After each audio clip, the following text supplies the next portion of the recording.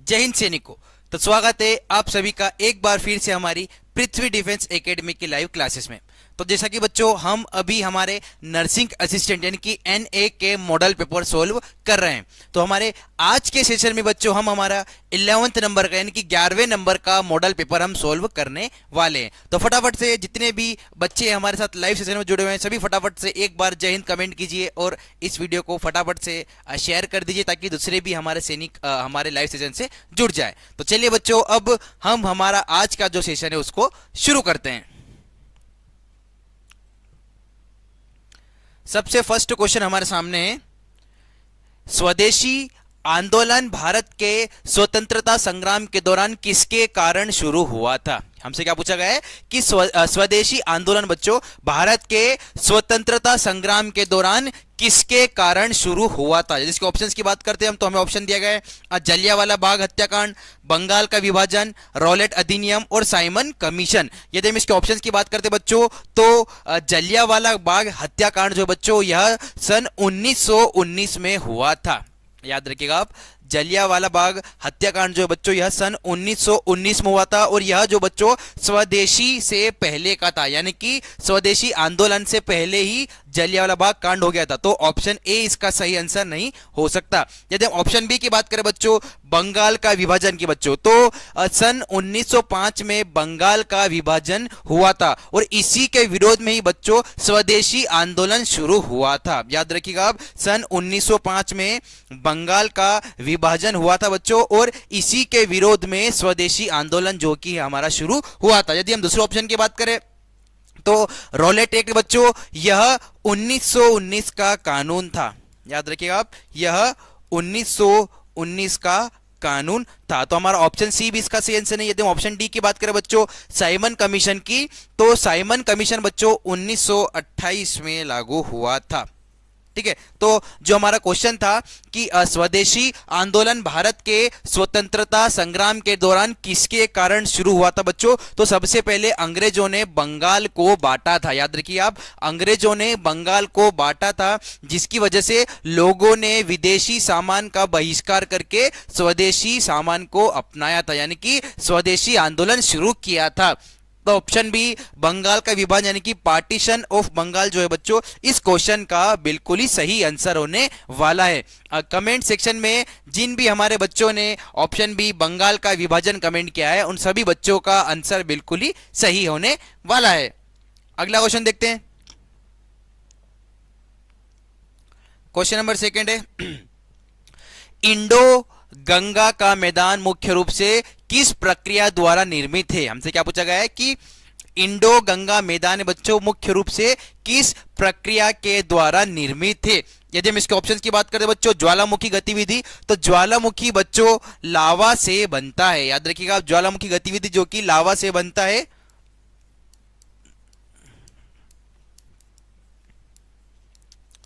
तो यह हमारा सही आंसर नहीं। यदि हम ऑप्शन बी की बात करें बच्चों हिमनदी अपरदन जिसे कि हम ग्लेशियल इरोजन की बात करें बच्चों तो इसमें हम पहाड़ को काटते हैं। इसमें क्या करते हैं, इसमें पहाड़ काटते हैं।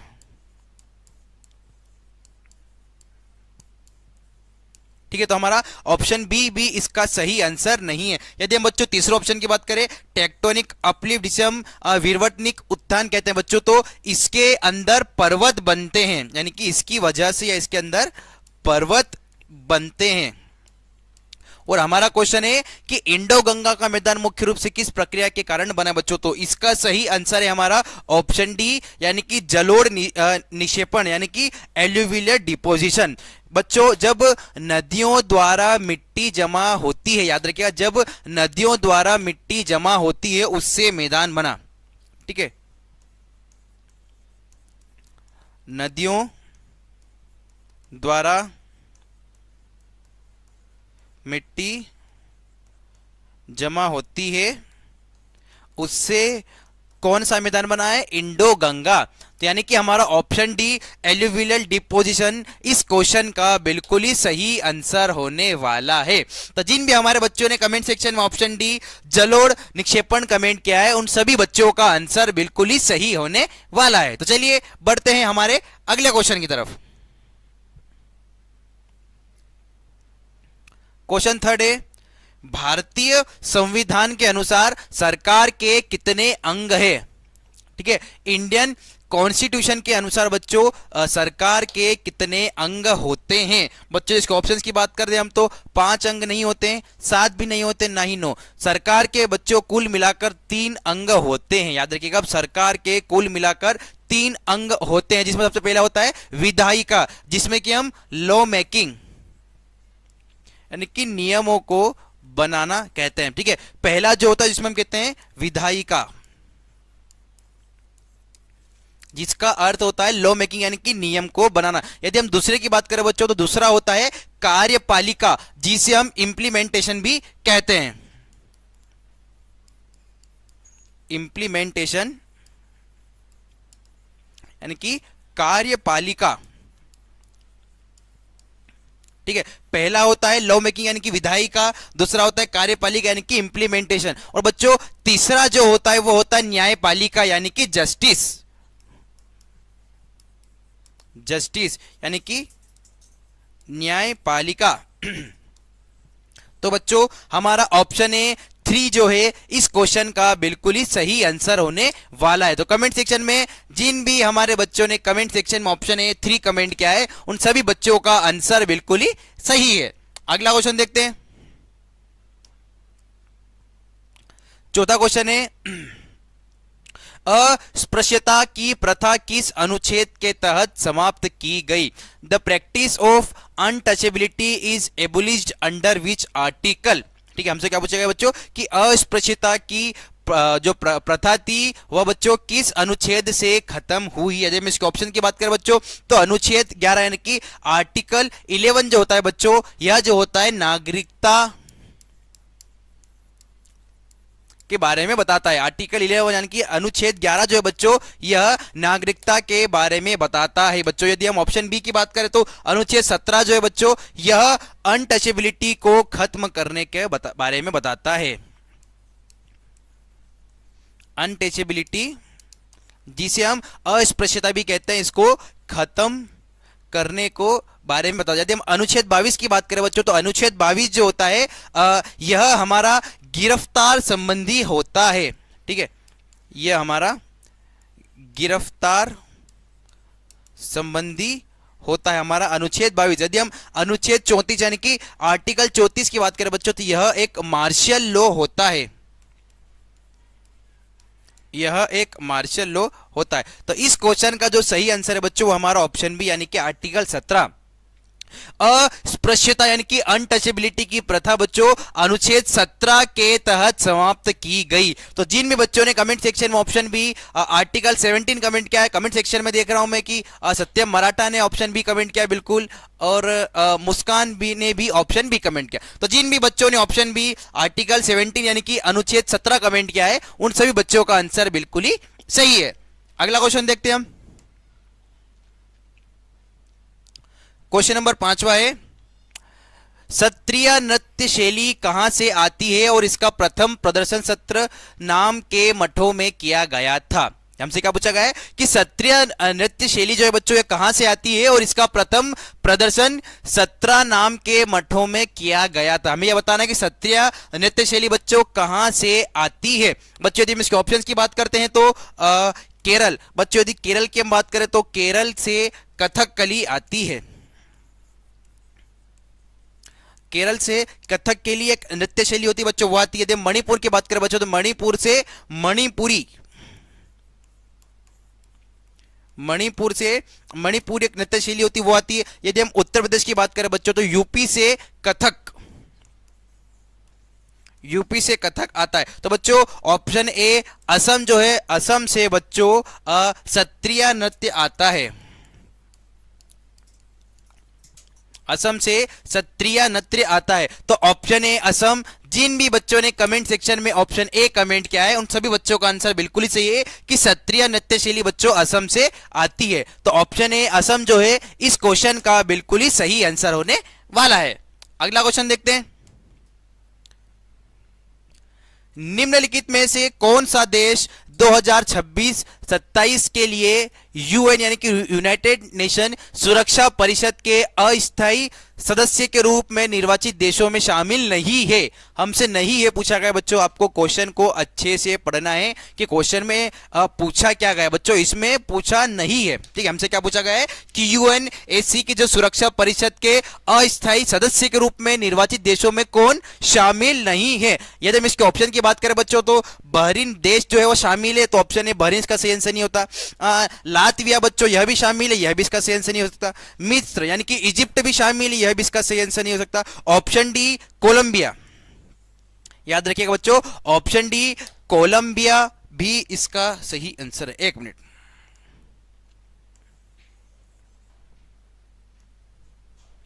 इस क्वेश्चन का बच्चों सही आंसर होने वाला है ऑप्शन सी मिस्र। ठीक है, कोलंबिया भी शामिल है, लातविया भी शामिल है और बहरीन भी शामिल है, यानी कि इजिप्ट यानी कि बच्चों ऑप्शन सी मिस्र यानी कि इजिप्ट जो है इस क्वेश्चन का बिल्कुल ही सही आंसर होने वाला है। तो कमेंट सेक्शन में जिन भी हमारे बच्चों ने ऑप्शन सी मिस्र यानी कि इजिप्ट कमेंट किया है उन सभी बच्चों का आंसर बिल्कुल ही सही होने वाला है। चलिए बढ़ते हमारे नेक्स्ट क्वेश्चन की तरफ।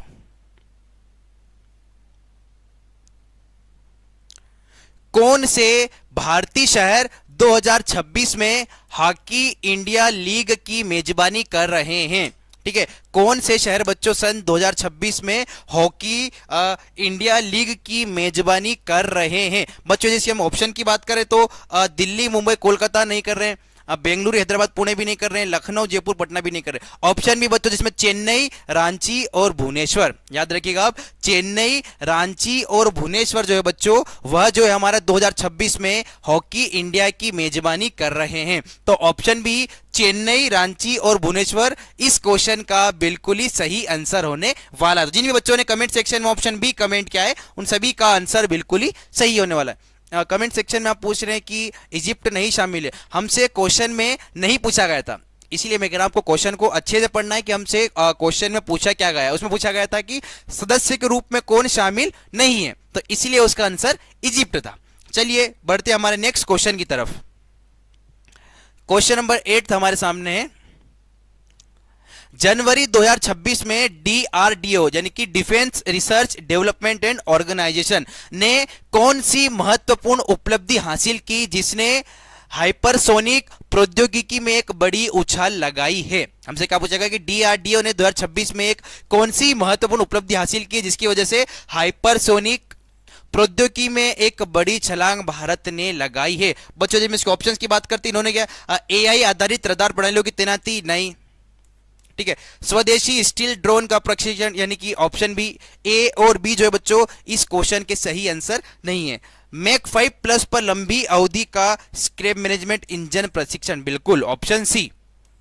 याद रखिएगा आप, जनवरी 2026 में बच्चों डीआरडीओ यानी कि डिफेंस रिसर्च डेवलपमेंट ऑर्गेनाइजेशन में बच्चों क्या किया, इन्होंने एक मैक 5+ पर एक लंबी अवधि का स्क्रैम जेट इंजन परीक्षण किया, बिल्कुल जो कि सफलतम परीक्षण रहा। इसलिए ऑप्शन सी जो है बच्चों इस क्वेश्चन का बिल्कुल ही सही आंसर होने वाला है। अगला क्वेश्चन देखते हैं।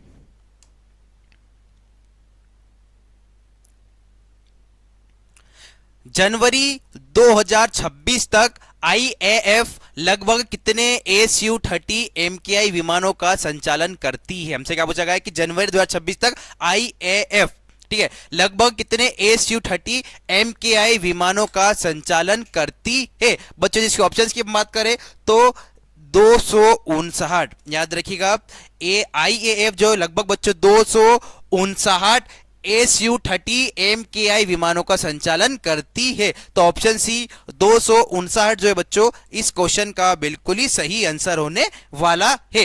याद रखिएगा आप।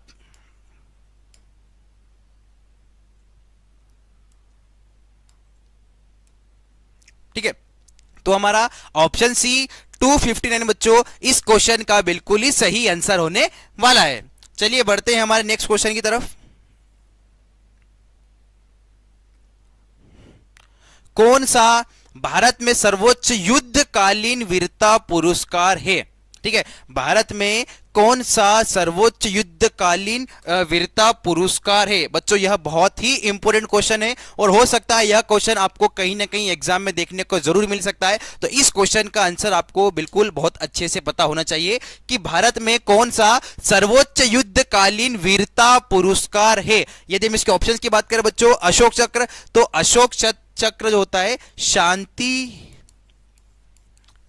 काल को दर्शाता है। ठीक है, तो ऑप्शन बी अशोक चक्र इसका सही आंसर नहीं हो सकता। यदि हम महावीर चक्र की बात करें बच्चों, तो महावीर चक्र और वीर चक्र है ये थोड़े से लोअर लेवल के, ठीक है, ये थोड़े से लोअर लेवल के वीरता पुरस्कार है। यदि हम भारत में सर्वोच्च युद्धकालीन वीरता पुरस्कार की बात करते हैं बच्चों, तो ऑप्शन ए यानी कि परमवीर चक्र इस क्वेश्चन का बिल्कुल ही सही आंसर होने वाला है कि भारत का सर्वोच्च युद्धकालीन वीरता पुरस्कार परमवीर चक्र होता है, यानी कि ऑप्शन ए।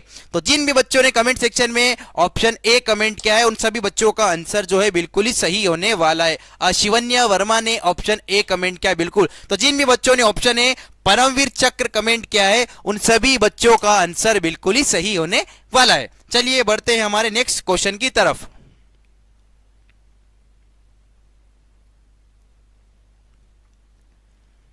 मैथ्स का क्वेश्चन हमारे सामने है कि दिया गया है कि triangle A B C, triangle P Q R, यदि A B is equal to 8 centimetre, B C is equal to 12 centimetre, C A is equal to 16 centimetre और पी क्यू जो है हमारा 6 सेंटीमीटर है, तो भुजा क्यू आर की लंबाई क्या होगी? हमें क्या बताना है, इस एक जो ट्रायंगल है क्यू आर इसकी भुजा क्या होगी। बच्चों यदि हम बात करें हमें क्या क्या दिया गया है, हमें ट्रायंगल एबीसी दिया गया है, ए बी की वैल्यू दी गई है, बी सी की वैल्यू दी गई है, सी ए की वैल्यू दी गई है, पी क्यू की वैल्यू दी गई। हमें क्यू आर की वैल्यू को क्या करना है बच्चों, हमें ज्ञात करना है। हमें क्या करना है, हमें क्यू आर की वैल्यू को ज्ञात करना है। ठीक है, तो यदि हम सबसे पहले बच्चों क्या करेंगे, इस क्वेश्चन में जो जो हमें दिया गया है हम सबसे पहले उन सभी चीजों को देखेंगे कि हमें क्या क्या दिया गया है। ठीक है बच्चों, तो हम क्या करेंगे, सबसे पहले ए बी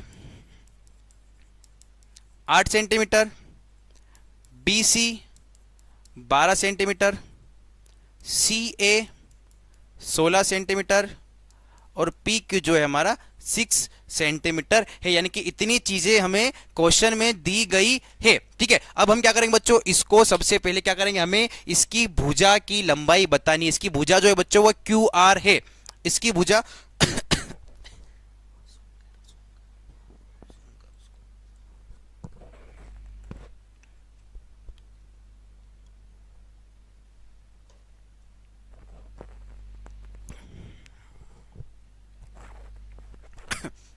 सॉरी, हमें क्यू आर ज्ञात करना है। ठीक है, इसके लिए हम क्या करेंगे, क्यू आर ज्ञात करने के लिए बच्चों हम पहले दो अनुपातों का उपयोग करेंगे। हम क्या करेंगे, पहले दो अनुपातों का उपयोग हम क्या करेंगे, 8/6 हमने क्या किया, शुरू के जो दो हमें दिए थे हम इसका उपयोग करेंगे, इज इक्वल टू 12/QR। हमने क्या किया, जो हमें दिया गया था, ठीक है, हमने जो जो हमें दिया गया था हमने उसको लिख लिया, उसके बाद हमने इसका अनुपात लिया। यदि हम क्रॉस मल्टीप्लाई करेंगे बच्चों, ये हो जाएगा 8 इंटू क्यू आर। हम क्या करेंगे, इसको क्रॉस मल्टीप्लाई करेंगे, ठीक है, तो हो जाएगा 8 into Q R is equal to 12 into 6। ठीक है, 8 into Q R into is equal to 6। ठीक है, तो ये हो जाएगा 8 into Q R is equal to 72। 8 into Q R is equal to 72, तो हो जाएगा Q R is equal to 72/8। Q R is equal to 72/8, जिसको सोल्व करेंगे तो 8 9 जा 72 यानी कि 9 सेंटीमीटर। तो ऑप्शन बी यानी कि 9 सेंटीमीटर बच्चों इस क्वेश्चन का बिल्कुल ही सही आंसर होने वाला है। चलिए अगले क्वेश्चन की तरफ बढ़ते हैं। एक बच्चों हम अभी रोज हमारे जो हमारे मॉडल पेपर सोल्व करें इसमें हम देख रहे हैं कि हमें रोज एक प्रायिकता का क्वेश्चन देखने को मिलता है, एक कैलकुलस का क्वेश्चन देखने को मिलता है यानी कि समकलन, और बच्चों हमें एक यदि हम बात करें तो ट्रायंगल से संबंधित भी एक क्वेश्चन देखने को मिलता है। तो इन क्वेश्चन का आप अच्छे से रिविजन कर लीजिएगा क्योंकि एनए में ये सारे क्वेश्चन बार बार रिपीट हो रहे हैं। ठीक है, तो अच्छे से इन सभी क्वेश्चन को आप सीख लीजिएगा कि किस तरह से करते हैं, क्योंकि हमारा एक एक नंबर जो होता है बहुत ही इंपॉर्टेंट होता है। तो अब हम इस क्वेश्चन को सोल्व करते हैं कि एक निष्पक्ष छह फलक वाले पासे को 300 बार उछाला जाता है। ठीक है, 6 साइड्स वाले एक डाइस को 300 बार रोल किया जाता है। इस पर संख्या जो 4 होती है वो 55 बार आती है। इस प्रयोग के आधार पर 4 आने की प्रायोगिक प्रायिकता क्या है? हम यदि बात करें तो 6 साइड वाले डाइस को जब हम 300 बार रोल करते हैं तो जो नंबर 4 होता है वो लगभग लगभग 55 बार हमें मिलता है। यदि हम इस एक्सपेरिमेंट की बात करें बच्चों, तो जो प्रायिकता होगी वो 4 आने की वो क्या होगी? तो बच्चों हम क्या करेंगे, यहां पर हम बिल्कुल सिंपल सा जो हमें दिया गया उसमें हम इसका मान रखेंगे। ठीक है, तो हम क्या करेंगे, सबसे पहले इसमें मान रखेंगे।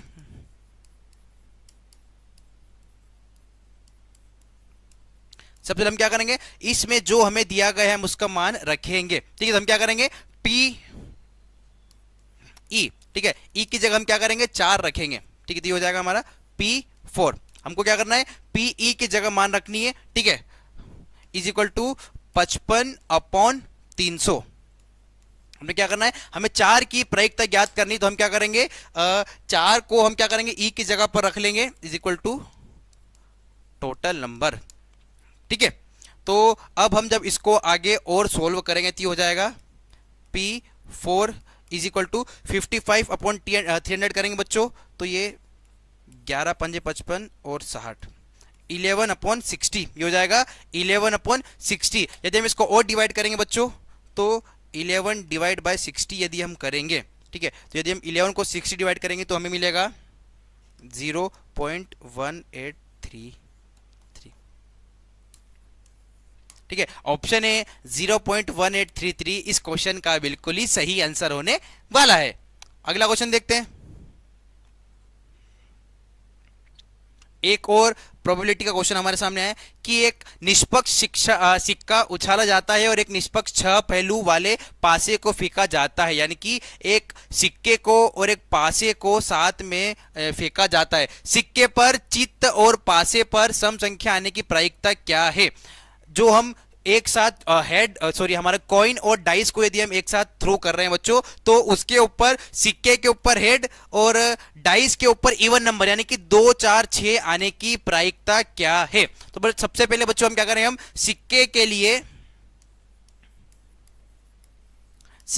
लिए चित्त की प्रायिकता देखेंगे। ठीक है, हम क्या करेंगे, सबसे पहले एक सिक्के के लिए चित्त आने की प्रायिकता देखेंगे, तो कितनी हो जाएगी, ये पी एच। ठीक है, तो ये हो जाएगा 1/2। एच मतलब हेड यानी कि चित्त, ये हो जाएगा P H is equal to 1/2। अब हम बच्चों पासे के लिए सम संख्या निकालनी है हमें। ठीक है, पासे के लिए इवन नंबर, सम संख्या यानी कि इवन नंबर 2 4 6, 2 4 6 इसकी प्रायिकता हमें बतानी है। तो इसकी प्रायिकता क्या हो जाएगी, ये हो जाएगी Pe is equal to 3/6। Pe is equal to 3/6 ये हो जाएगा 1/2। ये क्या हो जाएगा 1/2। बच्चों यदि हम दोनों की एक साथ संयुक्त प्रायिकता निकालेंगे, हम दोनों की एक साथ संयुक्त प्रायिकता निकालें जिसमें कि हमारा सिक्के पे हेड आना और डाइस पे 2 4 6 आना, इसलिए हम क्या करेंगे P H and E, P H and E, हम क्या करेंगे पी एच एंड ई। ये क्या हो जाएगा बच्चों 1/2, ये हो जाएगा 1/2 इंटू 1/2। ठीक है, यहां पर जो हमें सिक्के की प्रायिकता मिली थी और हमें पासे की प्रायिकता, हमने क्या करा दोनों को 1/2 इंटू 1/2, ये कितना हो जाएगा, ये हो जाएगी 1/4। तो बच्चों ऑप्शन ए 1/4 इस क्वेश्चन का बिल्कुल ही सही आंसर होने वाला, यानी कि जब हम एक निष्पक्ष सिक्के को और एक डाइस को एक साथ फेंकेंगे तो ठीक है, सिक्के पे चित्त आने की और डाइस या पासे पे 2 4 6 आने की प्रायिकता होगी 1/4। तो ऑप्शन ए 1/4 बच्चों इस क्वेश्चन का बिल्कुल ही सही आंसर होने वाला है। चलिए अगला क्वेश्चन देखते हैं।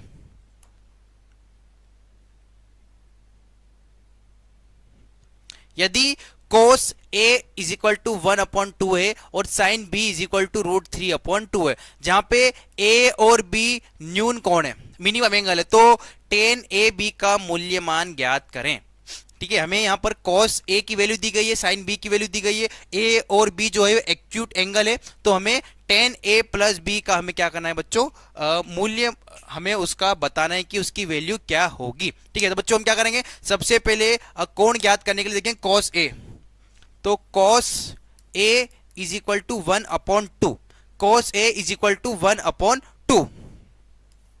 ठीक है, तो ए कितना हो जाएगा 60 डिग्री, कितना हो जाएगा, ए का जो एंगल बनेगा बच्चों वो हो जाएगा 60 डिग्री। यदि हम साइन बी की बात करें, √3/2।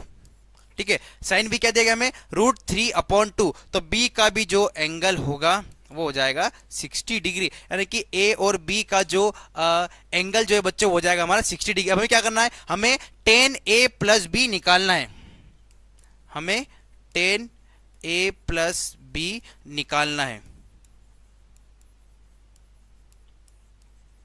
ठीक है, हमें टेन ए प्लस बी निकालना है, तो हम क्या करेंगे, ten 60 degree plus ten 60 degree को प्लस कर देंगे।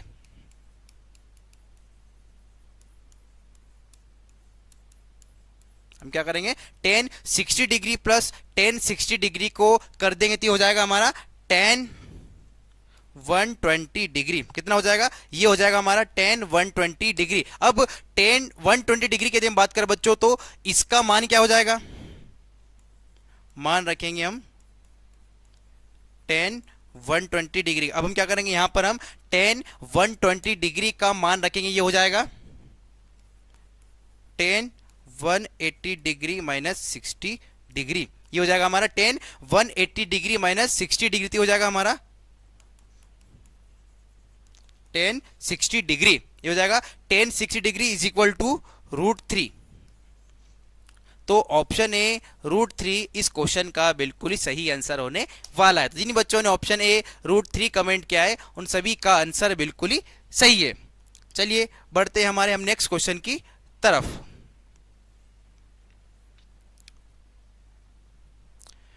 क्वेश्चन नंबर 16 हमारे सामने है। अरे, किसी पारदर्शी पदार्थ का अपवर्तनांक मुख्य रूप से निम्नलिखित में से किस कारक द्वारा निर्धारित होता है। The refractive index of a transparent material is primarily determined by which of the following factor. यानी कि एक पारदर्शी पदार्थ का बच्चों अपवर्तनांक यानी कि मुख्य रूप से निम्नलिखित में से किस कारक द्वारा निर्धारित होता है। तो बच्चों क्वेश्चन 16 हमारे सामने है। ठीक है, इसके यदि हम ऑप्शंस की बात करें तो हमें ऑप्शन दिए गए पदार्थ का रंग, ठीक है, पदार्थ का आकार, पदार्थ की संरचना और प्रयुक्त प्रकाश की तरंग दैर्घ्य और पदार्थ के आयाम। Question number 16। ठीक है, यदि हमसे क्या पूछा गया है, हमसे यह पूछ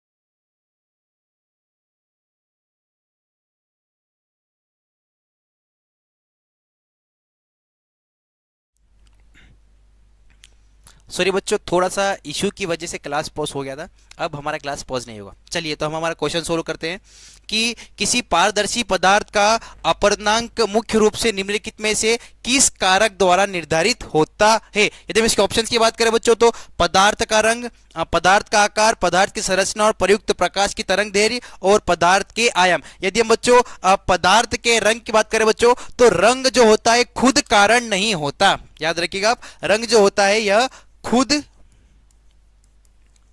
कारण नहीं होता।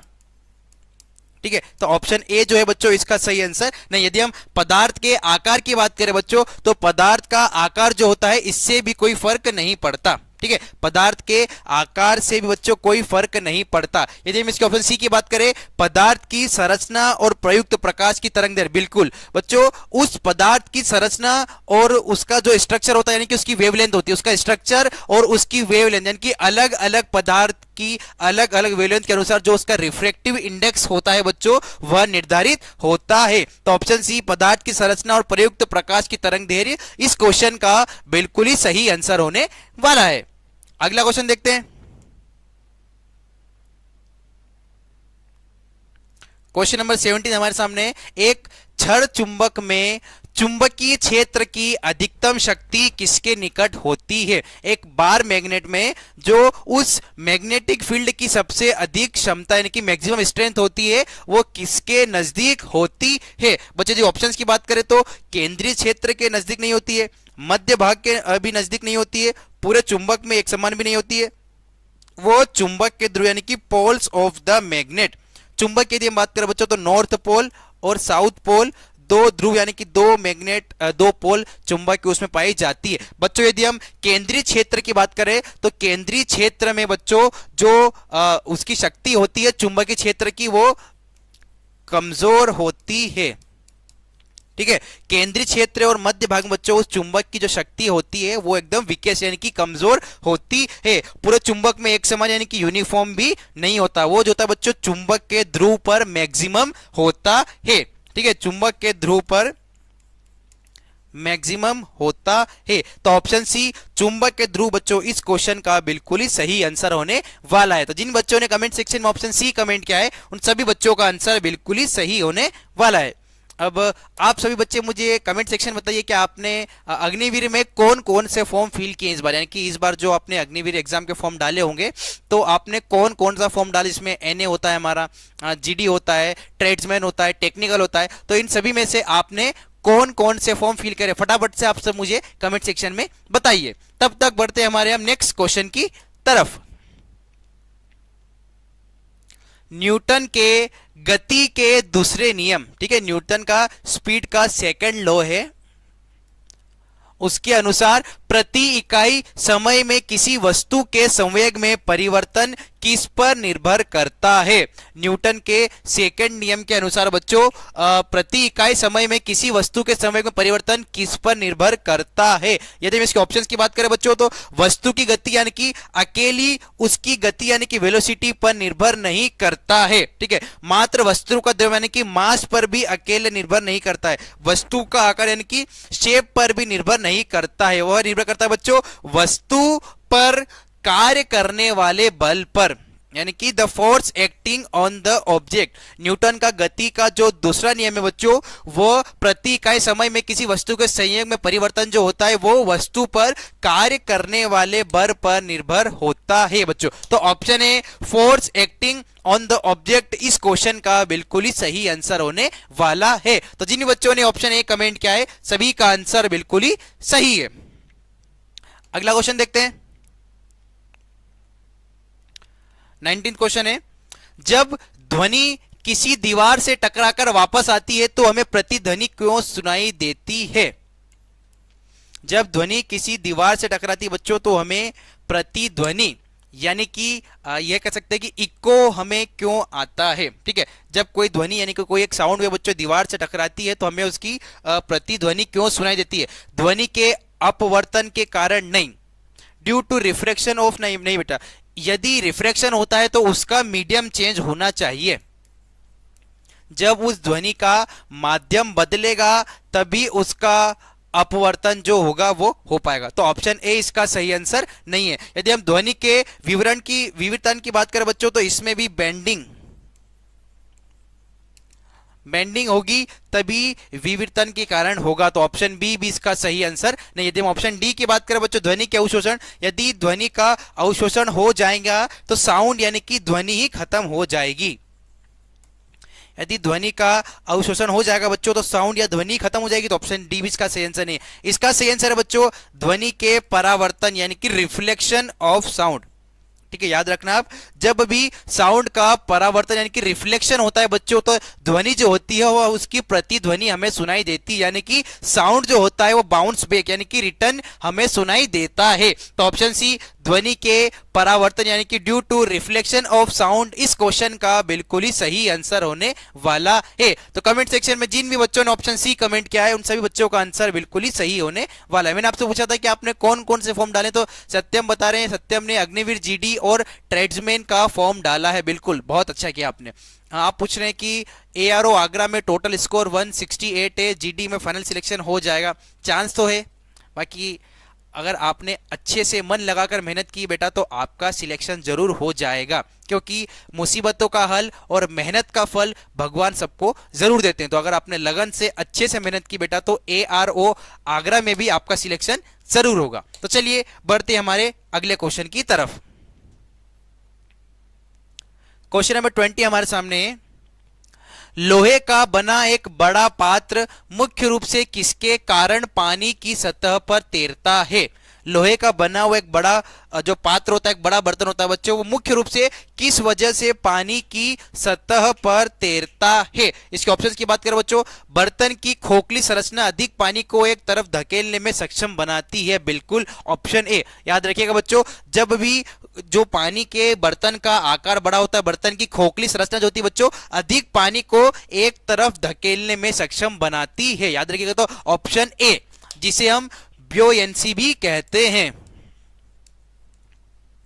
ब्योयेंसी की बात करें बच्चों, तो पानी पर जब नीचे की तरफ से ऊपर की तरफ जो बल लगता है, देखना होगा पानी हमें नीचे की तरफ से ऊपर की तरफ की अपवर्ड्स की तरफ फोर्स लगाता है, उसे हम कहते हैं ब्योयेंसी। ठीक है, तो ऑप्शन ए जो है बच्चों इस क्वेश्चन का बिल्कुल ही सही आंसर होने वाला है। यदि हम लोहे का वजन पानी से कम की बात करें बच्चों, तो आयरन जो होता है, लोहा होता है, वो हेवी होता है। यदि हम लोहे पर गुरुत्वाकर्षण कार्य नहीं करता, लोहे पर यानी कि बेटा ग्रेविटी जो होती है वो हमेशा कार्य करती है, यानी कि ग्रेविटी हमेशा लगती है। तो ऑप्शन बी और सी भी इसका सही आंसर नहीं हो सकता। ऑप्शन डी की बात करें, पानी का कोई द्रव्यमान नहीं होता है, तो बेटा पानी का खुद का मास होता है। इसलिए हमारे बी सी डी तीनों ही गलत है। ऑप्शन ए जो है इसका सही आंसर है। अगला क्वेश्चन है, एक छात्र स्टार्च से भरपूर भोजन करता है, ठीक है, कौन सा परिवर्तन ग्लूकोज अवशोषण को सबसे सीधे तरीके से कम करेगा? एक छात्र है बच्चों, वो क्या करता है, वो स्टार्च से भरपूर भोजन करता है, तो हमें यह बताना है कि कौन सा परिवर्तन ग्लूकोज अवशोषण को सबसे सीधे तरीके से कम करेगा। यदि हम इसके ऑप्शन की बात करें बच्चों, बढ़ा हुआ पित्त स्त्राव, तो बच्चों इंक्रीज्ड बाइल सिक्रीशन जो होता है यह बेटा बाइल वसा को कम करता है, यह जो होता है बाइल फैट्स के लिए होता है। तो ऑप्शन ए जो इसका सही आंसर नहीं होता। यदि हम rapid peristalsis in the large intestine, यदि बच्चों लार्ज इंटेस्टाइन जो होती है वो ग्लूकोज को एब्जॉर्ब यानी कि ग्लूकोज का अवशोषण नहीं करती, तो ऑप्शन बी भी इसका सही आंसर नहीं। ऑप्शन सी की बात करें हम, तो बढ़ा हुआ गैस्ट्रिक एसिड, बच्चों एसिड हमें याद रखिएगा, एसिड कभी भी स्टार्च का डाइजेशन नहीं करता, यानी कि स्टार्च का पाचन नहीं करता। अग्नाशयी एमाइलेज स्त्राव में कमी, बिल्कुल ऑप्शन डी। याद रखिएगा आप, एमाइलेज जब कम होगा बच्चों तो स्टार्च जो होगा वो ग्लूकोज में कम परिवर्तित होगा। तो ऑप्शन डी जो है बच्चों इस क्वेश्चन का बिल्कुल ही सही आंसर होने वाला है। अगला क्वेश्चन देखते हैं, मस्तिष्क का कौन सा भाग श्वसन लय को नियंत्रित करता है?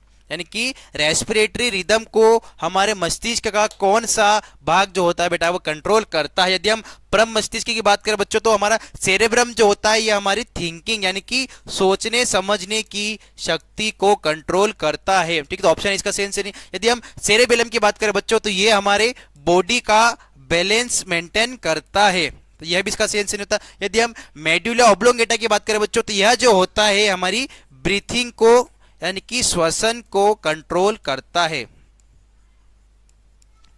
मेड्यूला ऑब्लोंगेटा बच्चों हमारे ब्रीथिंग यानी कि श्वसन को कंट्रोल करता है। यदि हम हाइपोथैलेमस की बात करें बच्चों तो यह हार्मोन्स को कंट्रोल करता है। ठीक है, तो ऑप्शन सी मेड्यूला ऑब्लोंगेटा बेटा इस क्वेश्चन का बिल्कुल ही सही आंसर होने वाला है। आप पूछ रहे हैं संजू की सर मेरा 12th में ग्रेस मार्क्स है तो नर्सिंग असिस्टेंट का तैयारी कर सकते हैं? बिल्कुल कर सकते हैं आप। अगर आपका 11th या 11th में बायोलॉजी सब्जेक्ट है और आपका अगर फाइनल रिजल्ट क्लियर का है तो बिल्कुल आप एनए की भी तैयारी कर सकते हैं। ठीक है, तो चलिए बच्चों बढ़ते हमारे अगले क्वेश्चन की तरफ।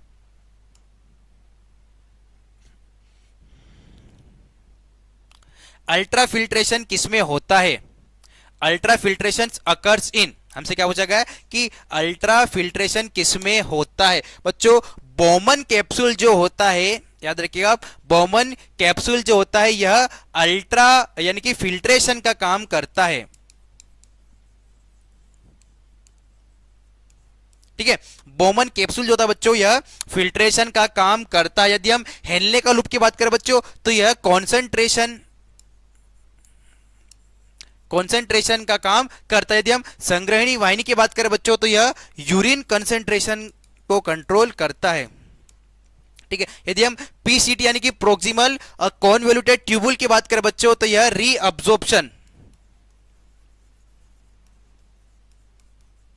उसको कंट्रोल करता है। तो बोमन कैप्सूल जो है बच्चों इस क्वेश्चन का बिल्कुल ही सही आंसर होने वाला है। तो कमेंट सेक्शन में जिन भी हमारे बच्चों ने option B Bowman capsule comment किया है सभी का आंसर बिल्कुल ही सही है। अगला क्वेश्चन देखते हैं। मांसपेशियों में संकुचनशील प्रोटीन कौन से होते हैं? Which are contractile proteins in muscles. हमारी मांसपेशियों में संकुचनशील प्रोटीन कौन से होते हैं बच्चों? जिसके ऑप्शंस की बात करें तो एक्टिन और ट्यूबुलिन। बच्चों एक्टिन और ट्यूबुलिन क्या होते हैं बच्चों? ये दोनों हमारे माइक्रो ट्यूब्यूल होते हैं यानी कि सूक्ष्म ट्यूब्यूल। ये दोनों हमारे माइक्रो ट्यूब्यूल यानी कि सूक्ष्म ट्यूब्यूल होते हैं, तो इसके द्वारा नहीं होता। यदि हम ऑप्शन बी की बात करें बच्चों तो मायोसिन और केराटिन बच्चों यह हमारे केराटिन जो होता है वो स्किन का प्रोटीन होता है। ठीक है, केराटिन जो होता है हमसे हमारी स्किन का प्रोटीन ये भी इसका सेंस है। यदि एक्टिन और मायोसिन की बात करें बच्चों तो ये दोनों एंजाइम जो होते हैं ये संकुचन यानी कि कॉन्ट्रैक्शन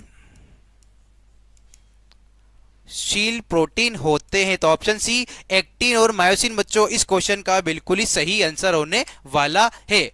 शिवन्या पूछ रहे हैं कि कब तक क्लास होगी, कब तक क्लास खत्म होगी? अब देखते हैं कब तक खत्म होती है। बाकी ऐसे हमारी रेगुलर क्लास एनए की रोज रात को 8 बजे शुरू हो जाती है। आप मॉर्निंग में जीके क्लास अटेंड कर सकते हैं 8 से 9 बजे तक। उसके बाद आप दोपहर में 12 बजे से मैथ्स की क्लास अटेंड कर सकते हैं और इवनिंग में 6 बजे से लगभग 7:30 बजे तक अभी हम हमारे जीडी के मॉडल पेपर सोल्व कर रहे हैं जो कि आर्मी ने अपनी वेबसाइट पर डाले हैं। और 8 बजे से बच्चों हम हमारे एनए यानी कि नर्सिंग असिस्टेंट्स के मॉडल पेपर सोल्व करते हैं। तो आप इन सभी क्लासेस को ज्वाइन कर सकती हैं। सारी क्लासेस बिल्कुल ही फ्री है, इसके लिए आपको कोई भी पेड यानी कि कोई भी पैसा देना नहीं होगा। ये जितनी भी क्लासेस है हमारी ये सारी क्लासेस सभी के लिए बिल्कुल ही फ्री है।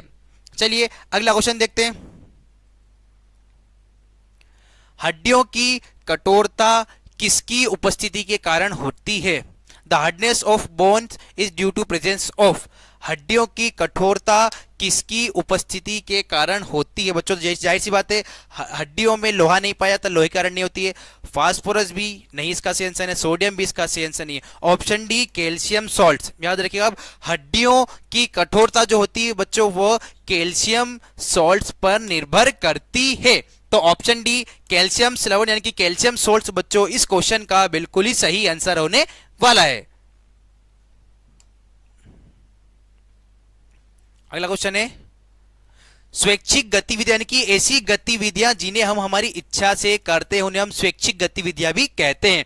स्वैच्छिक गतिविधियां मुख्य रूप से मस्तिष्क के किस क्षेत्र द्वारा नियंत्रित होती है? यानी कि हमारी बॉडी की ऐसी एक्टिविटीज जिसे हम खुद से यानी कि इच्छा के साथ में करते हैं उन एक्टिविटीज को हमारे ब्रेन यानी कि मस्तिष्क का कौन सा भाग कंट्रोल करता है? यदि हम मज्जा की बात करें बच्चों तो मज्जा जो होता है हमारी अनैच्छिक गतिविधियों को कंट्रोल करता है। ठीक है, मज्जा जो होता है हमारी अनैच्छिक गतिविधियों को कंट्रोल करता है। यदि हम अनुमस्तिष्क की बात करें बच्चों तो यह बैलेंस प्रदान करता है, हमारी बॉडी के बैलेंस को कंट्रोल करता है। यदि हम रीढ़ की हड्डी की बात करें बच्चों तो रीढ़ की हड्डी बॉडी की रिफ्लेक्स को कंट्रोल करती है। ऑप्शन सी प्रमस्तिष्क यानी कि सेरेब्रम जो है बच्चों इस क्वेश्चन का बिल्कुल ही सही आंसर होने वाला है। अगला क्वेश्चन देखते हैं। समरूप अंग विकासवाद का प्रमाण देते हैं क्योंकि वे क्या दर्शाते हैं, यानी कि एनालॉगस ऑर्गन्स जो होते हैं बच्चों वो एविडेंस प्रोवाइड करते हैं क्योंकि वे क्या दिखाते हैं। यदि मैं इसके ऑप्शन की बात करें बच्चों तो वह जो होते हैं वह समान कार्य करते हैं। ठीक है, जो हमारे समरूप अंग होते हैं बच्चों वो हमेशा समान कार्य करते हैं। तो option A perform similar functions इस क्वेश्चन का बिल्कुल ही सही आंसर होने वाला है। मोनू पूछ रहे हैं कि सर जीडी का कब कब क्लास चलता है। बेटा जीडी का शाम को 6 बजे क्लास शुरू होता है जिसमें कि अभी हम जीडी के मॉडल पेपर सॉल्व कर रहे हैं। तो चलिए बढ़ते हैं हमारे अगले क्वेश्चन की तरफ। मनुष्यों में अवशेषी अंगों की उपस्थिति किस अवधारणा का समर्थन करती है। क्या पूछा गया हमसे, मनुष्यों में अवशेषी अंगों की उपस्थिति किस अवधारणा का क्या करती है, समर्थन करती है। यदि हम इसके ऑप्शंस की बात करें बच्चों तो वह समर्थन करती है विकास का यानी कि एवोल्यूशन का। याद रखिएगा आप, वह समर्थन करती है एवोल्यूशन यानी कि विकास का। अगला क्वेश्चन देखते हैं।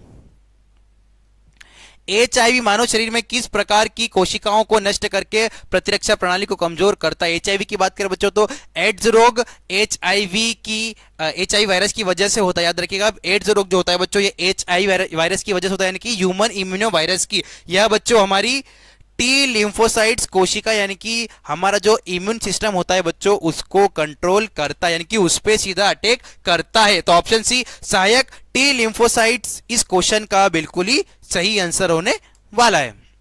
अगला क्वेश्चन देखते हैं। मीठे जल निकायों में किए जाने वाले मछली पालन को क्या कहा जाता है। मीठे जल निकायों में किए जाने वाले मछली पालन को हम कहते हैं मत्स्य पालन यानी कि पिस्सी कल्चर, यानी कि मछलियों का पालन कहलाता है मत्स्य पालन। तो ऑप्शन ए मत्स्य पालन इस क्वेश्चन का बिल्कुल ही सही आंसर होने वाला है। जीडी की क्लास बेटा 6 से लगभग 7:15 7:30 लगभग 1-1.25 घंटा चलती है। ठीक है, तो आप 6 बजे से लेकर 7:30 7:15 7:30 तक जीडी क्लास अटेंड कर सकते हैं। उसके बाद आधे घंटे का ब्रेक लेने के बाद 8 बजे से आप हमारी एनए यानी कि नर्सिंग असिस्टेंट की क्लास भी अटेंड कर सकते हैं। अगला क्वेश्चन देखते हैं।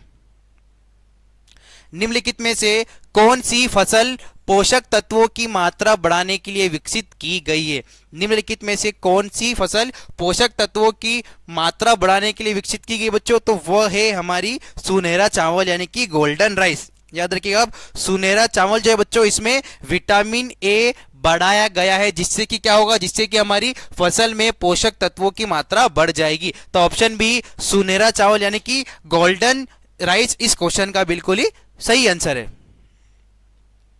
अगला क्वेश्चन देखते हैं।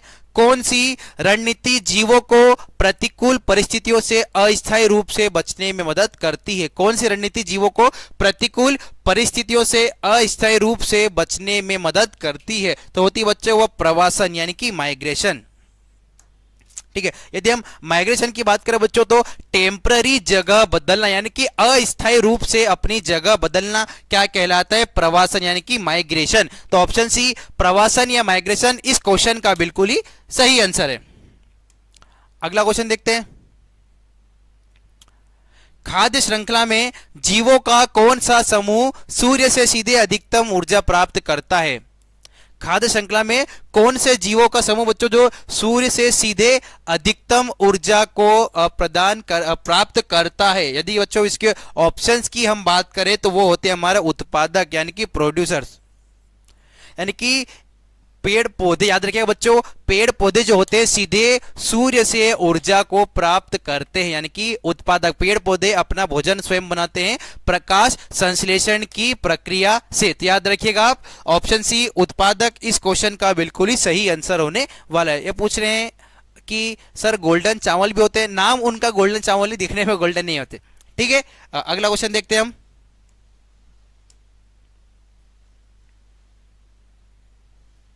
यदि कोई जानवर केवल एक ही क्षेत्र का मूल निवासी है और कहीं और नहीं पाया जाता तो उसे किस प्रजाति के रूप में जाना जाता है?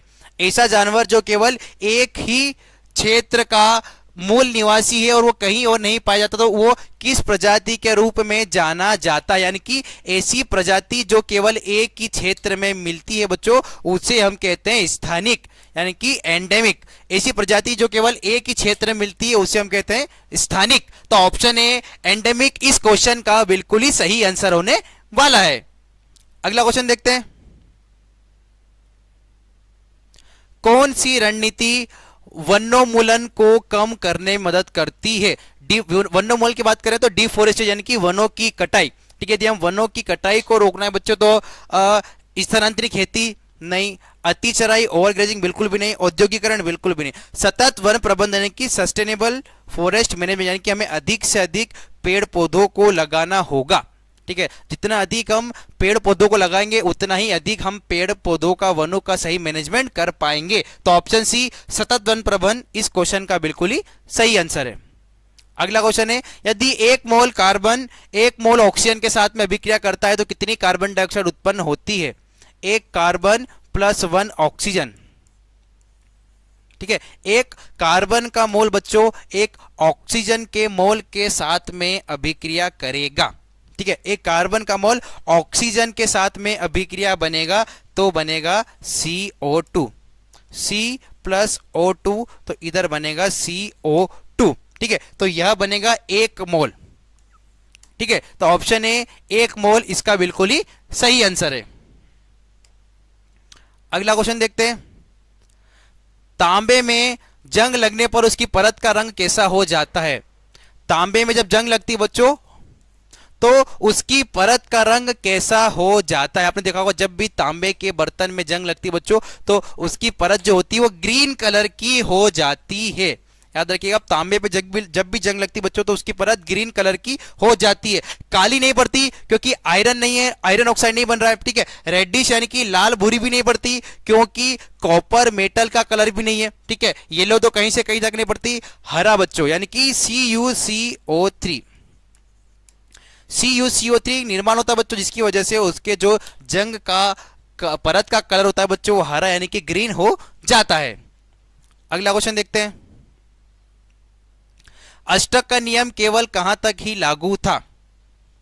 Newlands law of octaves was applicable only up to. Newland ने एक अष्टक का नियम दिया था बच्चों। ठीक है, उन्होंने क्या बताया था कि पहला तत्व और 8वां तत्व एक दूसरे के समान गुण धर्म को दर्शाता है।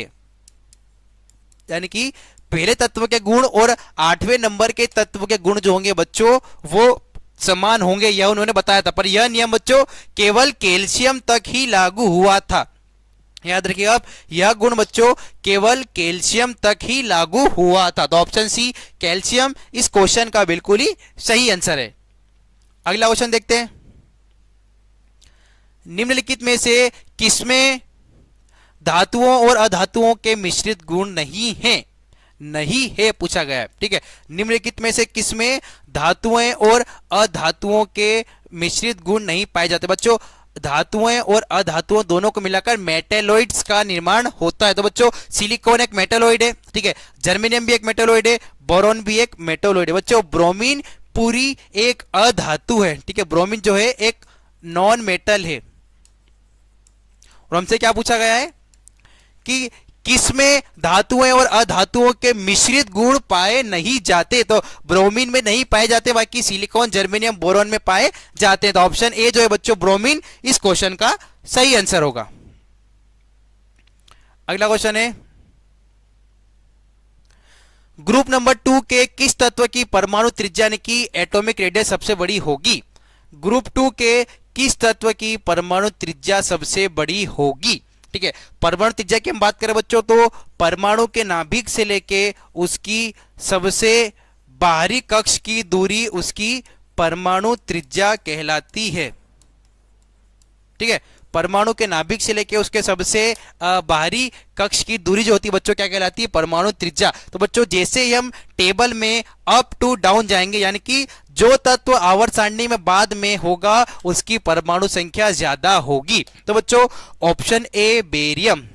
ठीक है। यदि हम ग्रुप 2 की बात करें बच्चों, तो beryllium, magnesium, calcium, strontium, strontium, barium और रेडियम, ये हमारे समूह नंबर 2 के तत्व होते हैं। यदि हम नीचे की तरफ जाते हैं बच्चों, तो जैसे जैसे हम नीचे जाएंगे तत्वों की परमाणु त्रिज्या बढ़ती जाएगी। तो बेरियम की त्रिज्या कैल्शियम, बेरिलियम और मैग्नीशियम के मुकाबले सबसे अधिक होती है। तो ऑप्शन ए इस क्वेश्चन का बिल्कुल ही सही आंसर होने वाला है। बच्चों जैसे जैसे हम हमारी आवर्त सारणी में यानी कि पीरियोडिक टेबल में अप टू डाउन जाते हैं, यानी कि ऊपर से नीचे की तरफ जाते हैं, वैसे वैसे तत्वों की परमाणु संख्या बढ़ती है। और जैसे जैसे तत्वों की परमाणु संख्या बढ़ेगी यानी कि एटॉमिक नंबर बढ़ेगा, वैसे वैसे उनकी कक्षाओं की संख्या भी बढ़ेगी, यानी कि नंबर ऑफ सेल्स भी इंक्रीज होगा। तो ऑप्शन ए बेरियम बच्चों इस क्वेश्चन का बिल्कुल ही सही आंसर होने वाला है। तो चलिए बढ़ते हमारे अगले क्वेश्चन की तरफ।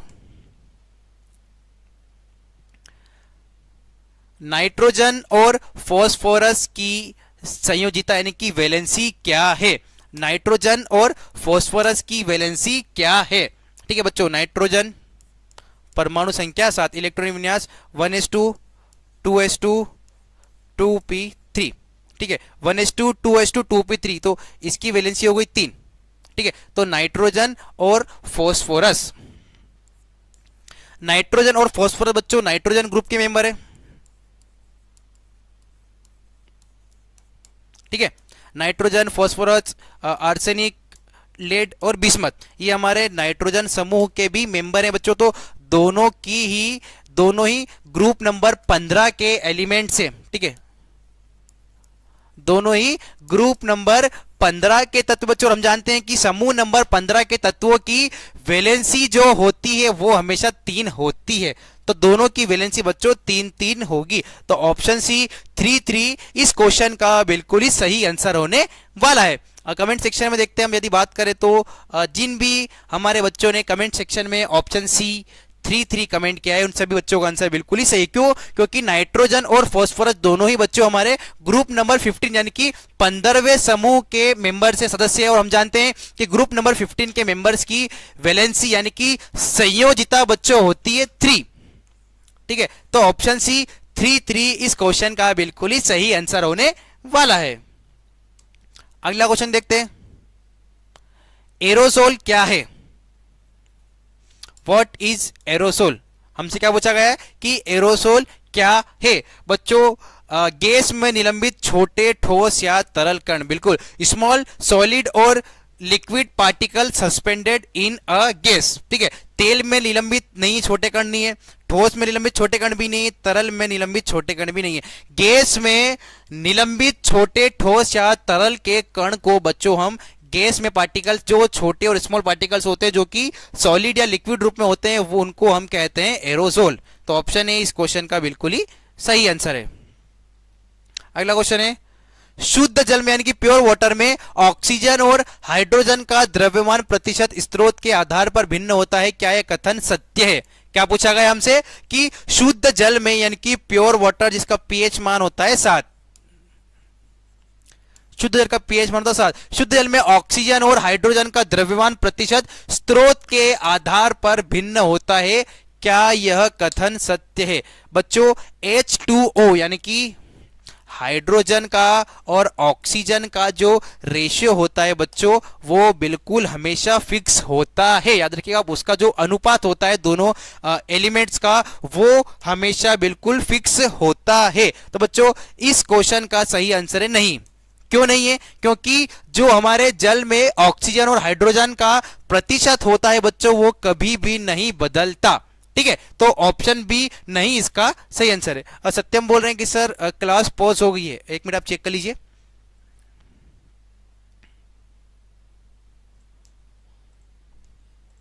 कब?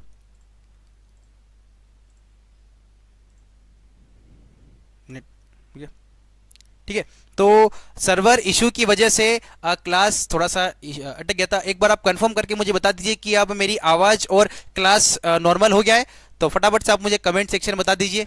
तो चलिए तब तक हम बढ़ते हैं हमारे नेक्स्ट क्वेश्चन की तरफ।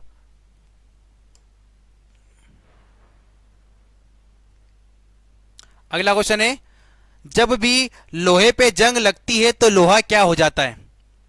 जब भी लोहे पे जंग लगती है तो लोहा क्या हो जाता है। अब ठीक हो गया। सत्यम मुझे एक बार कमेंट करके बता दीजिए कि अब क्लासेस नॉर्मल हो गई है, यानी कि वॉइस का और वीडियो ब्लर का इशू तो नहीं आ रहा है। एक बार आप कमेंट करके बता दीजिए मुझे।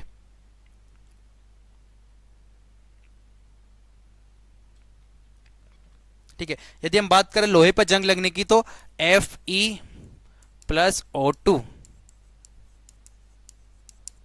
ठीक है, लोहा क्या करता है बच्चों, हमारे आसपास के वातावरण में स्थित ऑक्सीजन के साथ में अभिक्रिया करता है और जंग का निर्माण करता है। तो हम जानते हैं कि जिस भी अभिक्रिया में ऑक्सीजन जुड़ती है उसे हम कहते हैं ऑक्सीडेशन, यानी कि ऑक्सीकृत।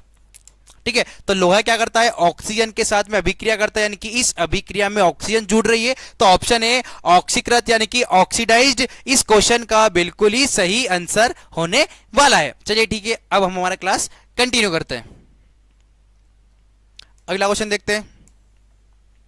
क्वेश्चन नंबर 45 है, जिंक सॉलिड है, ठीक है, CuSO4 एक्वस रूप में, ठीक है, ZnSO4 aqueous plus copper solid. इस अभिक्रिया में कौन सा ऑक्सीकृत होता है और कौन सा अपचयित होता है। हमें क्या बताना है, कौन सा ऑक्सीकृत होगा और कौन सा अपचयित होगा। ऑक्सीकृत की यदि हम बात करें बच्चों, जिस भी अभिक्रिया में ऑक्सीजन जुड़ती है उससे हम ऑक्सीकृत कहते हैं, यानी कि ऑक्सीडेशन कहते हैं। और जिस भी अभिक्रिया में ऑक्सीजन निकलती है उससे हम रिडक्शन यानी कि अपचयन कहते हैं, यानी कि ऑक्सीजन का जुड़ना यानी कि ऑक्सीडेशन और ऑक्सीडेशन का निकलना यानी कि अपचयन। यदि हम बात करें बच्चों तो Zn ऑक्सीकृत हो रहा है। ठीक है, जिंक यहां पर सल्फर सॉलिड रूप में था, यहां पे कॉपर सॉलिड रूप में आ गया। यहां पर CuSO4 कॉपर सल्फेट लिक्विड रूप में था, यहां पे जिंक सल्फेट लिक्विड रूप में आ गया। बच्चों इस अभिक्रिया में क्या हो रहा है, इसमें जिंक 2 इलेक्ट्रॉन का दान कर रहा है, यानी कि जिंक जो है बच्चों इसमें ऑक्सीडाइज्ड हो रहा है। याद रखिएगा आप, ऑप्शन ए जो है बच्चों यानी कि जिंक जो है ऑक्सीकृत होता है, इसका बिल्कुल ही सही आंसर होने वाला है। अगला क्वेश्चन देखते हैं।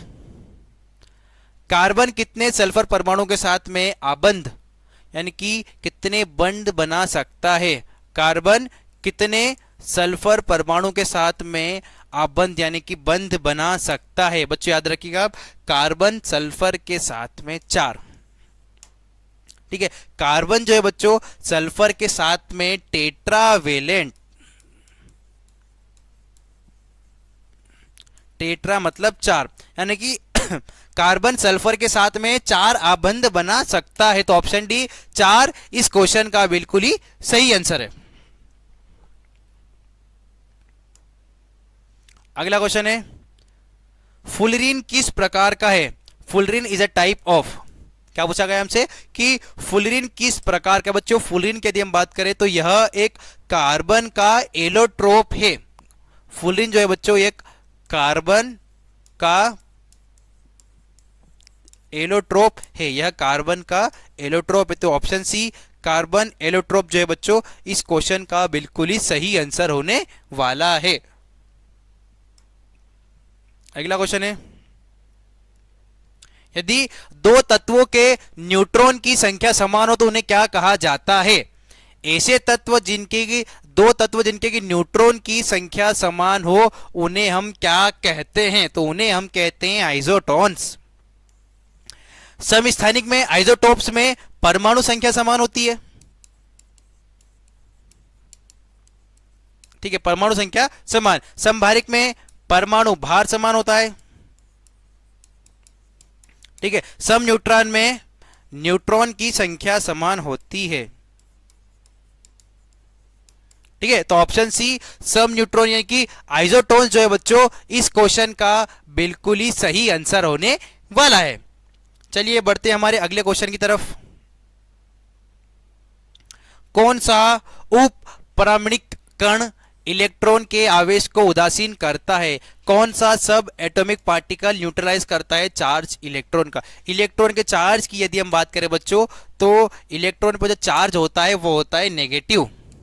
ठीक है, यदि हमें इलेक्ट्रॉन को न्यूट्रलाइज करना, जैसे कि हमें उदासीन यानी कि जब हमें नमक बनाना होता है हम क्या करते हैं, अम्ल और क्षार की अभिक्रिया करवाते हैं। जब एसिड और बेस की रिएक्शन होती है तो हमारी न्यूट्रलाइजेशन यानी कि उदासीन की अभिक्रिया होती है। ठीक वैसे यदि हमें इलेक्ट्रॉन को उदासीन बनाना है तो हमें प्रोटॉन के साथ में अभिक्रिया करवानी पड़ेगी। जब इलेक्ट्रॉन और प्रोटॉन की रिएक्शन होगी बच्चों तो क्या होगा, इलेक्ट्रॉन जो होगा वह न्यूट्रलाइज्ड हो जाएगा। तो ऑप्शन ए प्रोटॉन जो है इस क्वेश्चन का बिल्कुल ही सही आंसर होने वाला है। तो चलिए बच्चों इसी के साथ बढ़ते हमारी आज की क्लास के लास्ट क्वेश्चन की तरफ।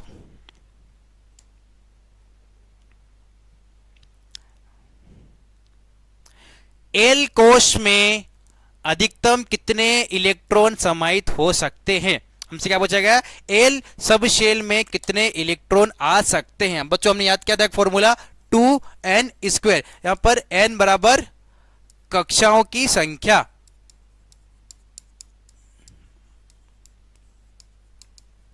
ठीक है। जैसे कि हम सभी जानते हैं हमारे परमाणु के नाभिक के चारों ओर कक्षाएं पाई जाती कौन कौन सी, के एल एम एन ओ। तो एल जो है बच्चों हमारी दूसरे नंबर की कक्षा है, ठीक है। एल जो है हमारे दूसरे नंबर की कक्षा, हम क्या करेंगे इस फॉर्मूले में 2 रखेंगे, तो 2